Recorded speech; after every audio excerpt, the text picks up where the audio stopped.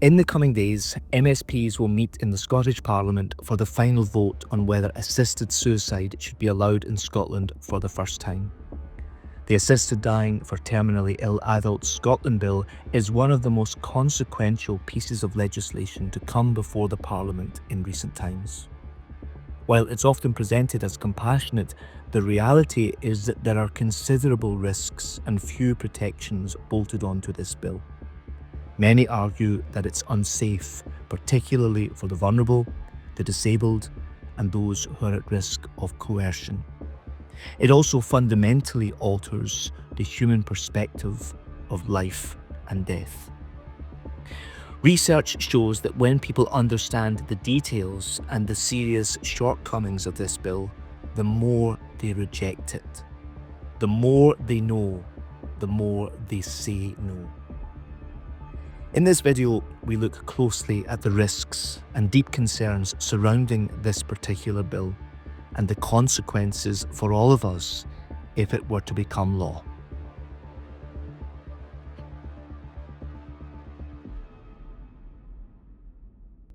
Today's debate about assisted dying often comes packaged in the way of many things these days, centered around human rights. So, do I have the right to take my own life? But you know, behind the notion of human rights is a much deeper notion of human dignity. Rights are bestowed on somebody by a law. Dignity is innate within the human person. Dignity can only be recognized or ignored, but it's not in the gift of a government or a state to grant dignity to somebody. So when we go through the issues to do with assisted dying or assisted suicide, we've got to keep a firm grasp on the notion of dignity given to a person by a creator, and then that's how we live. What is the reasons that people are seeking assisted suicide or euthanasia? Because the way this is sold is that people are dying painful deaths and this is just about being compassionate and allowing people not to have a painful death. But actually, when you look at the statistics, we find that the real reasons that people are seeking this has got very little to do with pain or even fear of pain. There's one view that says compassion is just allowing someone to die, to end it all. If their suffering is too great, to end it all for them, to end it all for us.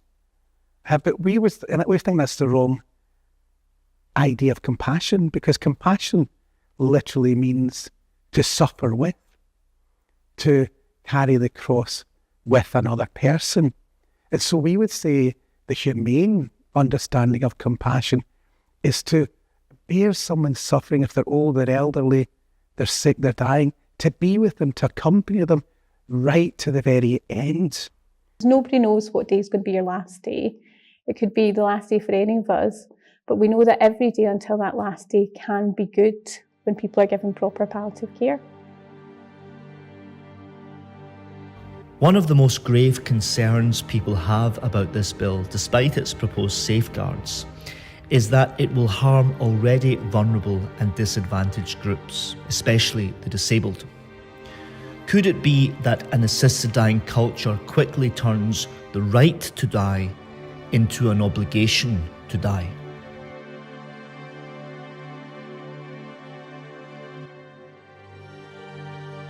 There's an awful lot of people who are not as articulate, not as empowered in their lives, people, whether they be disabled, whether they just be people who are poor, whether they be people who are elderly or living alone. These are the vulnerable people who will be put at risk from this legislation. People who are receiving care are often vulnerable to feeling that they're a burden. It's an understandable reaction, but it does make people more vulnerable. The groups who become most vulnerable, of course, are disabled people, which is why so many disabled people throughout the United Kingdom, people like my good friend Baroness Tanni Gray-Thompson, the Paralympic athlete, people like Liz Carr, the actor, people like Baroness Jane Campbell, who speaks in Parliament through an oxygen mask. The reason why they are also passionately opposed to this change is they say it'll be people like them who'll be told their lives aren't worth living and they would be better off dead. We don't want to live in that kind of country. What we have seen in the hospice community is that many people might have a transient suicidal thought, perhaps a thought that they just can't go on, or they can't cope, they can't manage, or that it's a burden on their family and friends and they don't want that. But what we have found is that many people change their minds, and there is a period of adjustment, and they come to terms with the new reality, the new way that they can live. It's not always easy, but it's a different way, and that we can support them at that time rather than giving them the means to take their own life. For many people, the most compelling argument opposing assisted suicide is found in the experience of other places. Assisted dying and assisted suicide have been legal in several countries and jurisdictions around the world, and in each place, strict laws governing the practice have eased over time. And so there's a real concern that the strict conditions and safeguards assured in the UK bill will erode in the same way, leading to a kind of slippery slope and a huge widening of scenarios where assisted dying could be requested. The continuous liberalisation of assisted dying in other places forecasts what's likely to take place here, and this is a huge concern to many. One of my biggest misgivings about this legislation throughout is that safeguards don't work. You only have to see what's happened in Holland and Belgium and Canada and other jurisdictions that have introduced these changes. The safeguards are not worth the paper on which they're written. Hugely concerned about developments, for example, in Canada, where we found that what was proposed as a tightly drawn bill, as this is suggested to be, has actually been extended really quickly. So the thing about assisted suicide or euthanasia is that the numbers really depend on how permissive the legislation is. So if you take Canada, for example, which passed the law in 2016, very quickly the numbers increased. So you have about 1,000 in the first 6 months. Last year it was probably over 15,000 people who had what they call a medically assisted in dying death, which is mainly euthanasia. 99.9% of them are euthanasia deaths. Now, originally the law said that you had to have a type of a terminal illness. Now, it didn't define it. It said that your natural death had to be reasonably foreseeable. But then in 2021, the government struck that out of the law.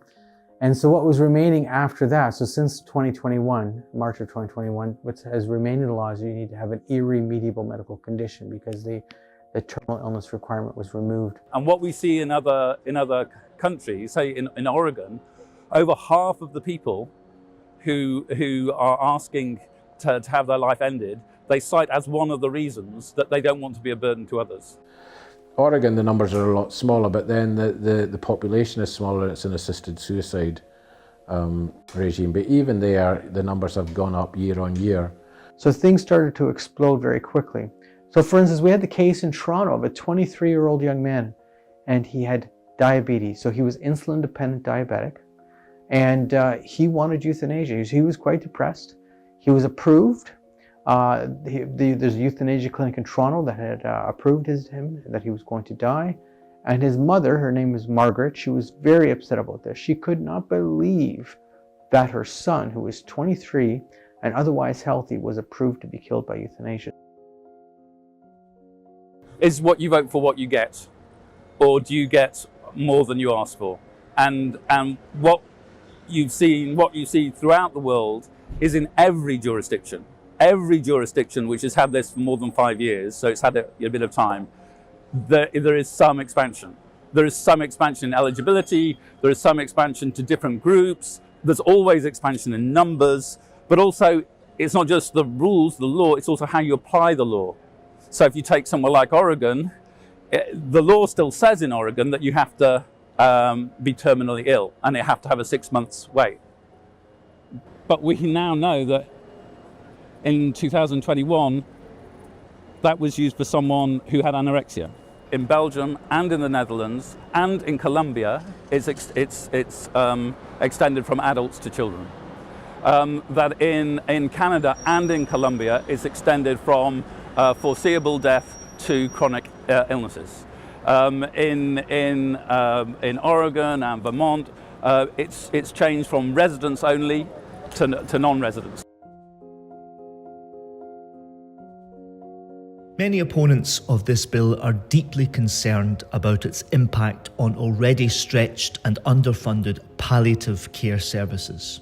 They feel greater support should be given to health and social care and hospice provision so that we can accompany those in the final chapter of their life with high-quality palliative services marked by compassion and love and care. Palliative care is a really good model of care. So it is a real attempt to look after people who are terminally ill. So in the last maybe year to 18 months of their life. So for the patient, it is proper treatment, alleviation of symptoms, whatever they are, not just necessarily medication. It can be counselling, it can be spiritual support. So identifying their needs and dealing with them as possibly and as quickly and as competently as you can. Although John was a wee bit wary about coming in for, as he said, palliative care, which he decided was end-of-life care, he, within 3-4 days, you'd have thought he'd been here for ages. And he was a bit of a joker at times, and he had the nurses telling jokes, and, you know, he felt so much at ease. We're doing end-of-life care, so we're dealing with symptoms, whether medical, physical, psychological, spiritual, and trying to alleviate any whichever symptom it is. Yes, the end result is to give the person a good death, but the primary intention is to alleviate their symptoms, not to purposely kill them. So the situation is that the model is a really good model of care, but the difficulty is that not everyone has access to that care. But there's a much wider need for general palliative care advice out in the community, and the majority of people, certainly over half, will die at home, but there's no reason why there couldn't be good quality palliative care by district nurses, GPs, practice teams, and with support from consultants if required. If we had the correct funding, we could provide our services to everybody living with a life-limiting illness, but unfortunately the government are not yet funding palliative care services the way they should. We know that palliative care is a hugely important part, not often recognised, of this debate. And we know that skillfully used palliative care eases the burden of suffering enormously. I saw that for myself. We're hugely concerned that it is actually the lack of care that is maybe driving people to this. Well, nobody was going to lift a finger to help me to die. What they would do would be work with the best of intentions. That's intentions driven by a sense of love and affection for the person, to be as comfortable, as easy as possible. The hospice is like an extended family. The care, the consideration, just the human side of everything. We need the hospices, we need them, and we need inpatient bed services, but it's how can we provide a complementary community service. And my fear is that if we go down this road of assisted suicide, which is a cheaper option, then there will be less investment in palliative care, and that would be a great pity indeed.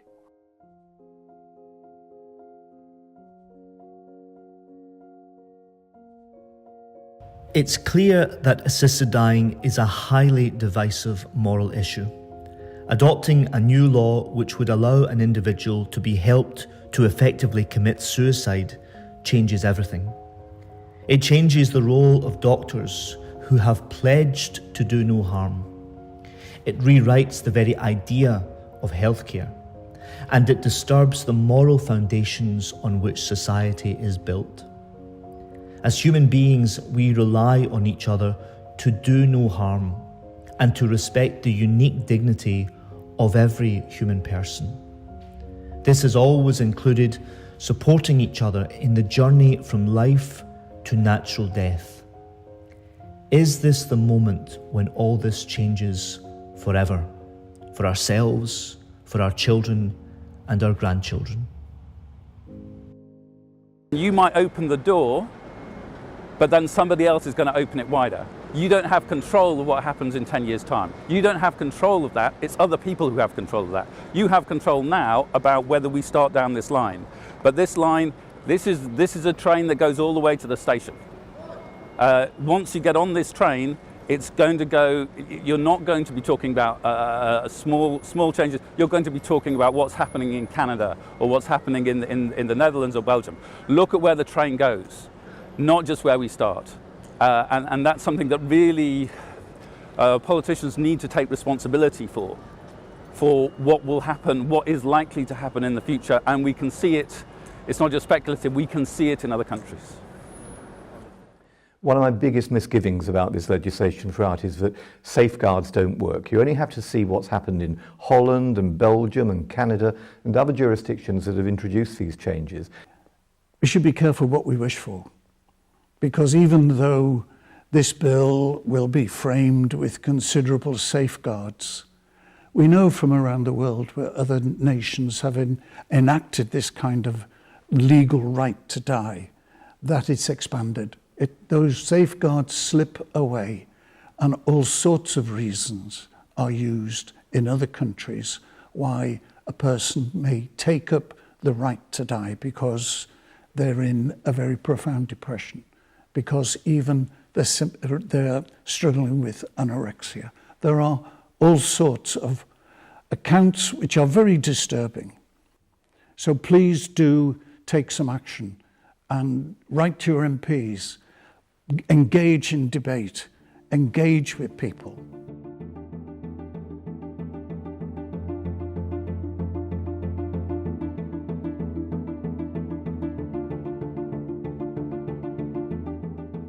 If you care about the impact on people who are already facing discrimination, raise your voice.